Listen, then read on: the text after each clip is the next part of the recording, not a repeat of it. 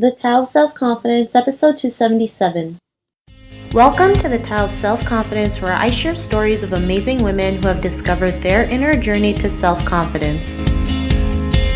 Visit our website at thetaoofselfconfidence.com. Your inner journey to self-confidence awaits.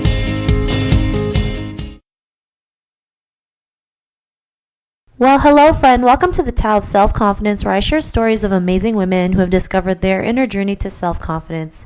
I'm your host today, Sheena Yap Chan, and today I have an amazing lady on the show today. She is from Vancouver, British Columbia, and she is also the president of Corporate Champions Vancouver, and I'm just really excited to have her on and share her story with us. So without further ado, I'm going to introduce you to Victoria Mui. Victoria, how are you today? Maybe you can fill in a little bit more about yourself to our listeners.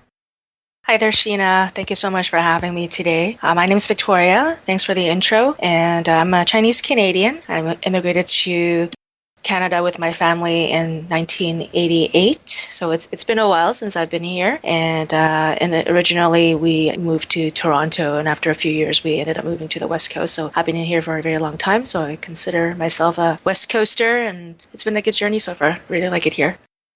Awesome. Thanks for sharing that. And it's funny, I moved to Canada when I was in 1989.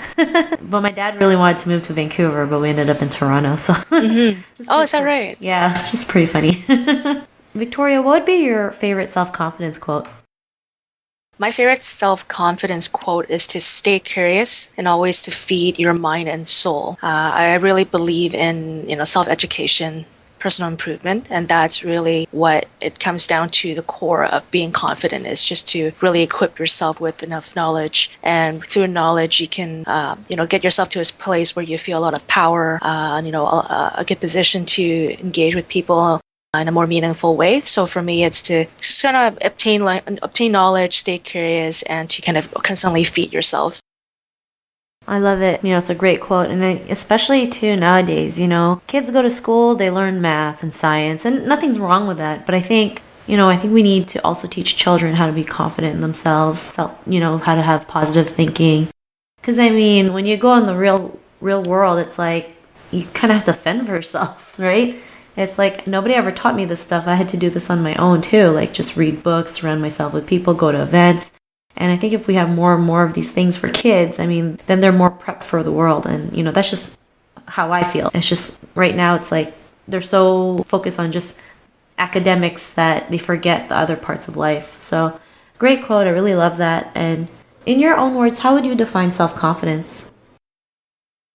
Self-confidence to me is being able to accept that failures will happen, and being able to embrace that and not let the fear hold you back. And I think that's really the first part of getting yourself to be confident. I think to some people, maybe it's just, like blocking out, and just kind of storming through, blocking out things that are in your way. But for me, it's more about being, that's a big part of me that is very realistic and practical, and part of going through life and just doing anything in life is that you're going to stumble and you're going to fall at times. And that's to be expected, and that should be embraced as lessons learned. And every time that happens, that's when you kind of level up and kind of build up your confidence to a higher level.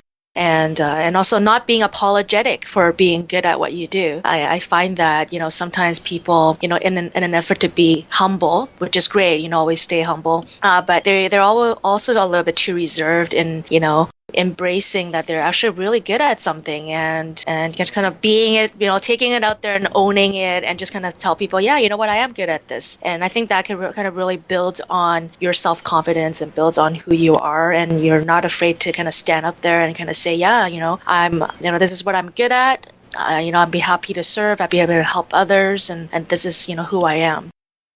Awesome. Well, thanks for sharing that. And, I like your definition. We have to realize failure is a part of life, and I know it's hard sometimes, especially when your parents feel like, or when society tells you like failure is a bad thing. If you fail, you fail in life. Not realizing failure is a part of success, actually. If you don't fail at something, then you'll never grow, you'll never build character, you'll never build that strength to keep on going. So great definition that you mentioned. And what was your life like before your discovery of self-confidence? I was, you can say, I don't know if I can say that I was low in confidence, and more so than maybe I didn't have the right tools and technique to kind of bring out that confidence that I had in me. So it was kind of very, submerged deep down. It's in there somewhere, but I was either afraid to kind of bring it out, not really knowing how that would make me look, perhaps. In the earlier parts of my life when I was just kind of getting out there, even in school, if we kind of go back a little bit further, being back in school, I knew I was good at certain things, but, I always thought, there's probably someone better than me out there. Let's just, not get too much attention here. So in the beginning, when I started, doing work in business, I hit this epiphany where I decided that I was being too subservient. So I was kind of being in a role where I presented myself in the way where I was lower than others. It was almost like I was constantly asking and hoping and wishing for things to happen and talking to people in the way that I didn't even know at the time, but talking to the people in the way where I was leading people to perceive me as being lower than them.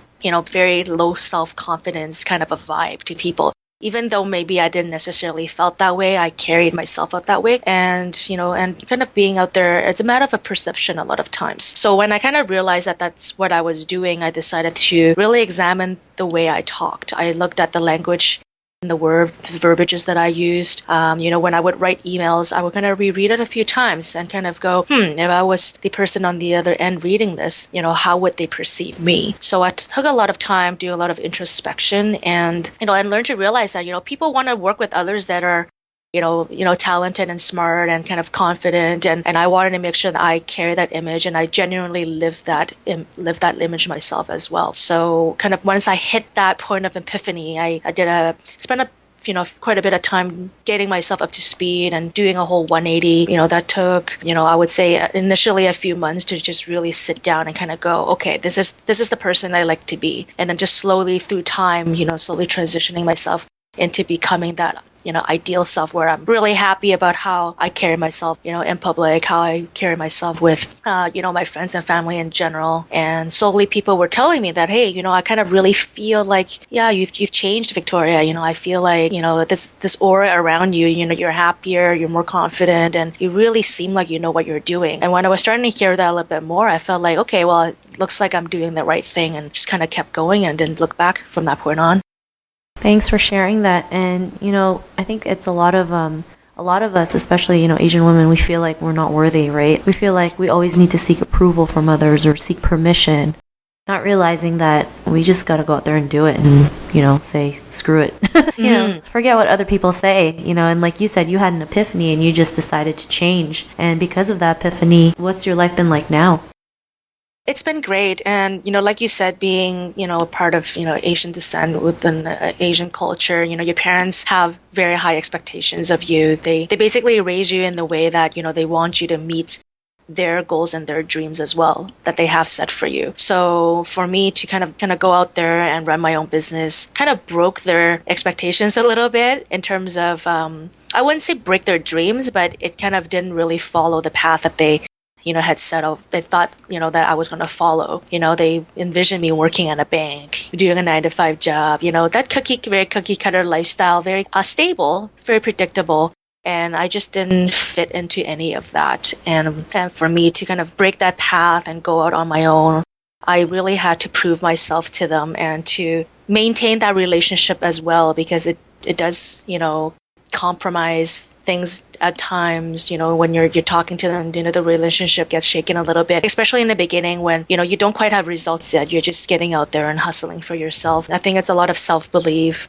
You just have to maintain that loving relationship while kind of, going on your own and just believing in yourself as well. So it is tough. But, once I hit the point where, I was starting to see some results and have some accomplishments, and then to have my parents and family to kind of be able to see and also be happy for me as well. That moment was pretty amazing to kind of make me feel like, it was worth it. It was worth it to kind of go out there and, do something for myself that I like, live the life that I want without compromising on my relationships. Thanks for sharing that. I think it's great that you're able to go out there and do what you do versus what your parents want you to do, because there's so many people out there who still feel trapped, right? Because they're just doing what they've been told all their life, not realizing that that's really hurting them instead of helping them. So thanks for sharing that. And to the woman who's listening to your episode, she may be in her own journey of self-confidence. What would be that one tip you would give to her?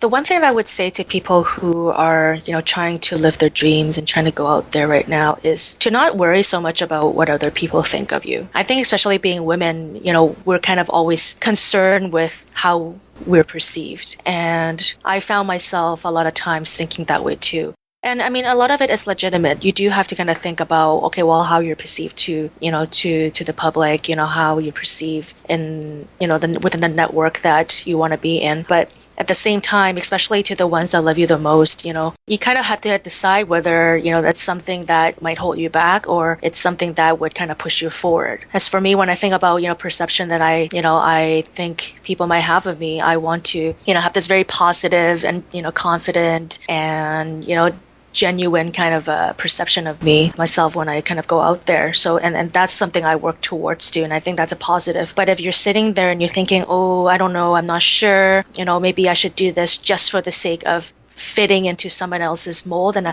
I would kind of, reconsider and think about, okay, is this how you really want to live your life? Is this the person you want to be? Or is that just how you want to be perceived as? So I would say, really map out, what kind of person you want to be, kind of life you want to lead, and kind of structure the perception of yourself, the branding of yourself, and kind of make all that work without feeling like you don't belong, without feeling like it's not the right thing to do or people might not like you. Because when you put yourself out there, there's going to be a percentage of people that don't necessarily agree with things you do or may not even like you in general. And that's just the reality of things, right? When you look at, very successful and famous people, they're not loved by all. They will have their people, their haters, so to speak, that just, like to, these haters, they just like to tear other people down just to make themselves feel better. So don't worry so much about what other people think of you. As long as you know you're doing the right thing, you're on the right track, just kind of keep pushing forward.